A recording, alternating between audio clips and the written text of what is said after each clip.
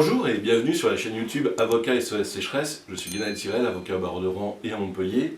Et nous allons évoquer aujourd'hui comment déclarer son sinistre de catastrophe naturelle.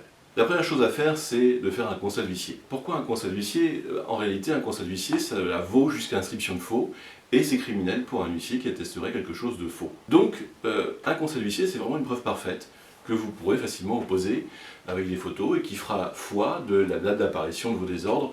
Souvent, c'est quand on rentre de congé, de vacances, fin août, début septembre, qu'on constate l'apparition de désordres, et donc il faut faire venir à ce moment-là un huissier. La deuxième chose à faire concrètement, c'est d'en parler à votre mère. Vous n'êtes certainement pas le seul à être touché également par ces désordres, et plus vous êtes nombreux à déclarer, plus votre mère aura de chances d'obtenir auprès de la préfecture et de l'État un arrêté de reconnaissance de catastrophe naturelle. La troisième chose à faire, une fois que vous avez fait ce constat d'huissier, vous prenez des photos, vous en avez parlé à des témoins qui pourront éventuellement témoigner de la date d'apparition de ces fissures, ultérieurement, en cas de litige. La troisième chose à faire, c'est d'attendre l'arrêté de publication de l'arrêté de catastrophe naturelle au journal officiel, et surtout ne pas déclarer votre sinistre dans la mesure où votre assureur vous dira que tant qu'il n'y a pas d'arrêté, il ne fera rien. Bien pire, c'est que s'il n'y a pas d'arrêté au final, et puis que ultérieurement, vous avez d'autres désordres qui font l'objet d'une reconnaissance de catastrophe naturelle, votre assureur en tirera argument pour ne pas vous garantir, au prétexte que les désordres sont apparus antérieurement.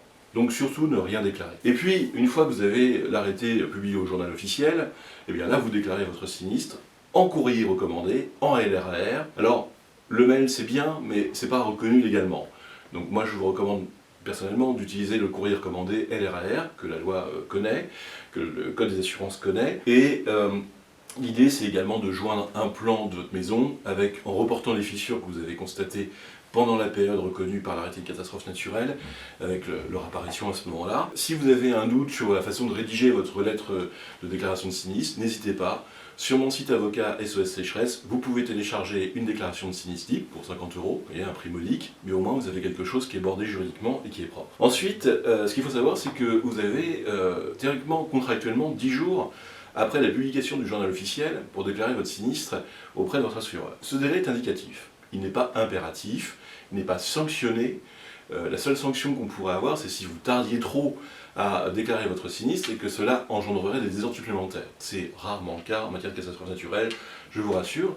Et à compter de la publication au journal officiel, vous avez 2 ans pour déclarer votre sinistre à votre assureur. En cas de difficulté, je suis Guénal Tirel, avocat au barreau de Rouen et de Montpellier. N'hésitez pas à contacter mon cabinet. A bientôt.